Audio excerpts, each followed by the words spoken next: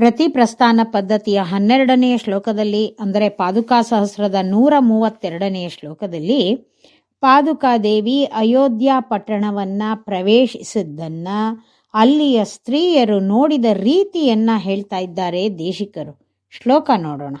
ಮಾತಸ್ತ್ವದಾಗಮನ ಮಂಗಲ ದರ್ಶನೀನಾಂ ಸಾಕೇತ ಪಕ್ಷ್ಮಲ ದೃಶಾಂ ಚಟುಲಾಕ್ಷಿ ಭೃಂಗೈಃ ಜಾತಾನಿ ತತ್ರ ಸಹಸಾ ಮಣಿಪಾದರಕ್ಷೆ ವಾತಾಯನಾನಿ ವದನೈ ಶತಪತ್ರಿತಾನಿ.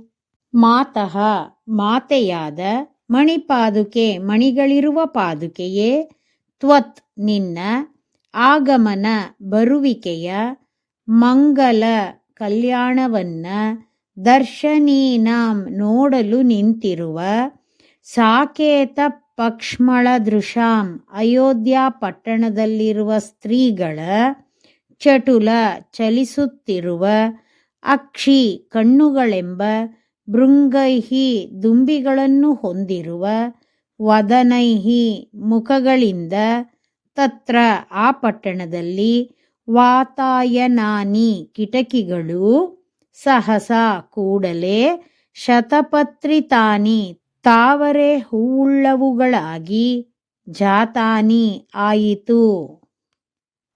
ಶ್ರೀರಾಮನ ಪಾದದಿಂದ ಭರತನ ತಲೆ ಏರಿ, ಭರತನ ತಲೆಯಿಂದ ಶತ್ರುಂಜಯ ಎಂಬ ಆನೆಯ ಮೇಲೇರಿ, ಭರದ್ವಾಜರಿಂದ ಕಾಣಿಕೆಗಳನ್ನ ಗೌರವವನ್ನ ಪಡೆದು ಅಯೋಧ್ಯಾಪುರವನ್ನ ಪ್ರವೇಶಿಸಿದಳು ಪಾದುಕಾದೇವಿ.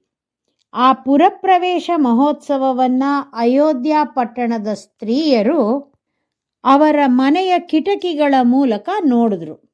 ಅದು ಹೇಗೆ ಕಾಣ್ತಿತ್ತು ಅಂದರೆ, ಎಲ್ಲರ ಮನೆಯ ಕಿಟಕಿಗಳಲ್ಲಿ ಅವರುಗಳ ಮುಖಗಳಾದವುಗಳು ತಾವರೆ ಹೂವಿನಂತೆ ಇದ್ದು, ಕಿಟಕಿಗಳಲ್ಲಿ ತಾವರೆ ಹೂವುಗಳನ್ನು ಪೋಣಿಸಿದಂತೆ ಇತ್ತು. ಅವರ ಕಪ್ಪಾದ ಕಣ್ಣುಗಳು ಚಲಿಸುವಾಗ ಹಾರಾಡುತ್ತಿರುವ ದುಂಬಿಗಳ ಹಾಗೆ ಕಾಣ್ತಿತ್ತು ಅಂತಾರೆ ದೇಶಿಕರು. ಶ್ರೀಮತೆ ನಿಗಮಾಂತ ಮಹಾದೇಶಿಕಾಯ ನಮಃ.